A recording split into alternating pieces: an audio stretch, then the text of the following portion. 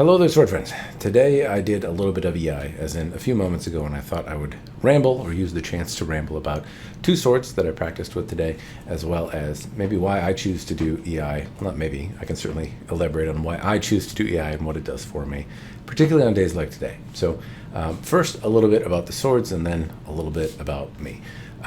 The swords I practiced with, one is a Cloudhammer steel Iaido, and the other is a Z-Sey. I can't remember the name of the katana, but I'll link it in the description down below. It's one of their more basic models.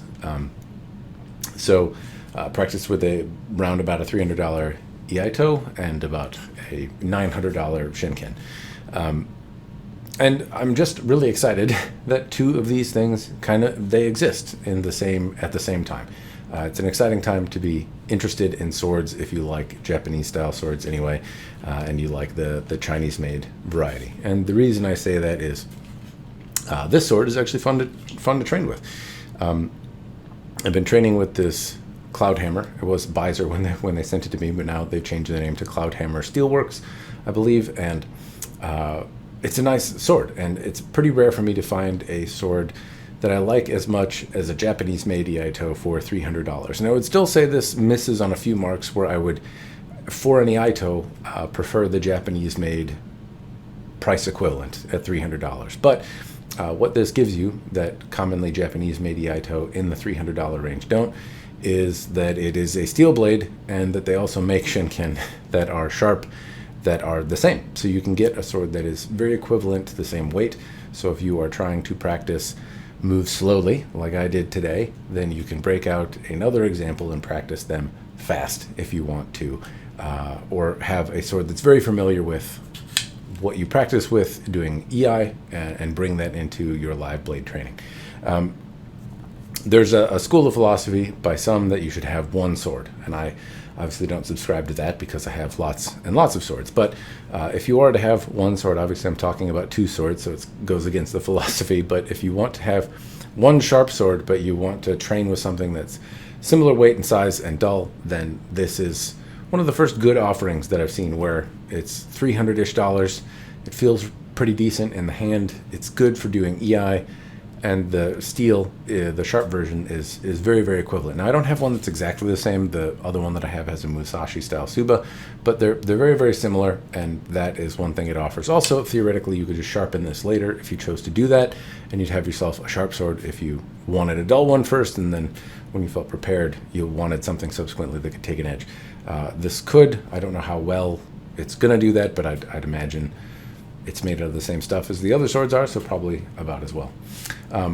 It also feels good in other respects. So there's little transitions and imperfections and things like that. But again, it's $300, and the Japanese ones at $300, Japanese-made ones, I should say, are also not spectacular. This is still comfortable. The leather Ito that they put on here is suede feeling and comfortable on the hand. The Ito is tight, and overall, it's a very comfortable thing to train with. And Cloudhammer offers a whole bunch of exotic steels. So there's some entry-level stuff that I find very exciting, and then they have some pretty unique steel nerdy stuff if you're interested in that. Now, I don't have any way of validating if those steels are, in fact, the steels that they advertise. I haven't brought them to any kind of lab to study to see if they are as described, but many moons ago, I was sent a S7 sword, and if nothing else, that sword was better heat-treated than some of its competitors, because it took a lot more punishment in the types of abusive testing that I do when I push things to failure.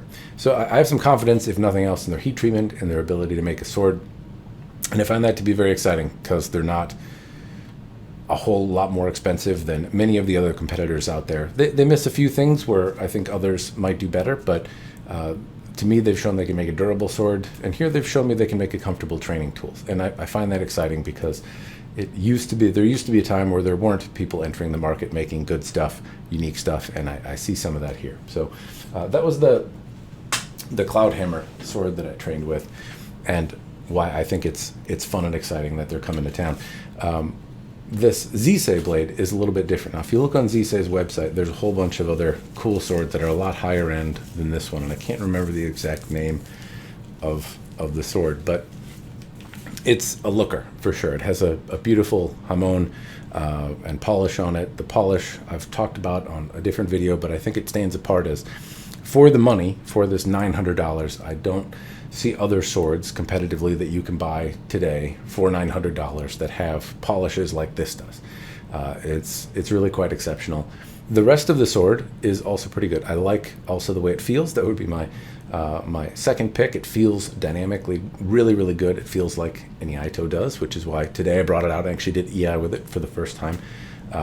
The fittings and all the rest of the stuff, I think the fittings honestly are not up to the same level as the polishes. They're not bad, but they're not the same level. Dynamically though, I was really happy to play with this. And so why does this strike me as another fun one? Well, if you're a fan of Nihonto, but you don't want to, as in Japanese-made authentic swords, but you either don't have the money or don't have the willingness to practice with a kind of an artifact or a genuine piece, for $900 you get something that is closer than I've seen in the past. The pattern on the surface of steel, the shape, the kind of feeling is great. The Nihonto has a lot of different feeling to it, but if you're looking for like a Shenkin style Iaido, then this feels a little bit more Japanese than I've felt from some other blades. And the polish is really spectacular. So if you're in the hobby because you want something to look at and you wish that instead of kind of shiny buff surfaces you saw something that was a little bit more stylistically Japanese, but you don't mind it being a Chinese made blade, then here you go. Here's another offering, something else on the table that's got a unique value proposition for customers out there, which I thought was fun. The Z-Sey sword is just, it was really nice. Incidentally, training with it, doing EI, it moves wonderfully. It feels great.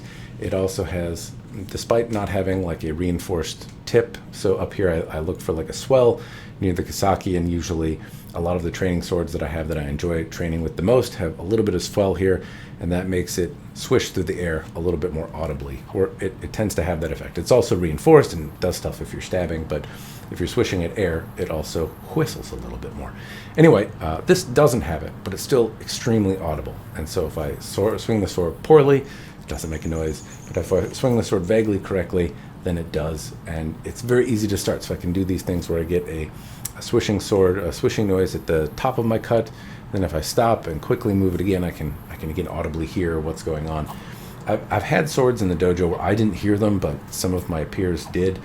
But this one I can hear really well. So as a training tool, it is sharp as well. There was a little time where I left my thumb where it shouldn't be, and I lost a slight layer of epidermis. Nothing to the blood. I'm perfectly fine, but it's sharp enough to shave off a little bit of skin. So it has a very keen edge on it, which I won't tempt further fate with at the moment.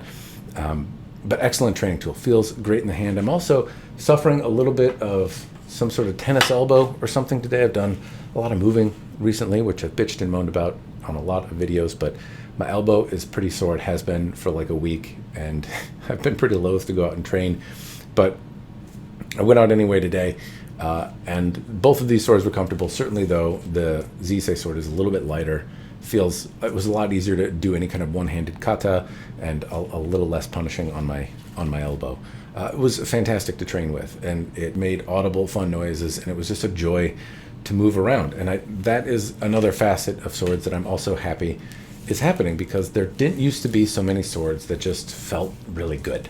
And here I've got two different manufacturers that are surprising in their own unique ways, offer different values to people, might attract different people, but either way, for sword lovers, there's more choices and good ones, and I'm just kind of tickled by that. So anyway, those are my thoughts on swords. And I mentioned earlier that I would talk a little bit, as I set this down on the ground, about why I choose to do Iaido and why it was helpful today. So I've had a busy personal life kind of week, and it was a rough day yesterday, and that flowed into today.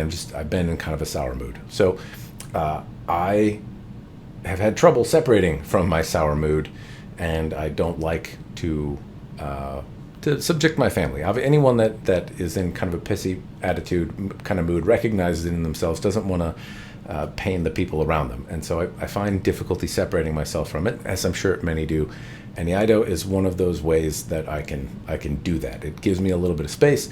It's not like a Zen thing. I don't have the meditative aspect to it, but I'm really focused on not cutting myself, and I'm also really focused on trying to do the movements right, trying to remember what Sensei has said, trying to incorporate into muscle memory, trying to do repetitions of things.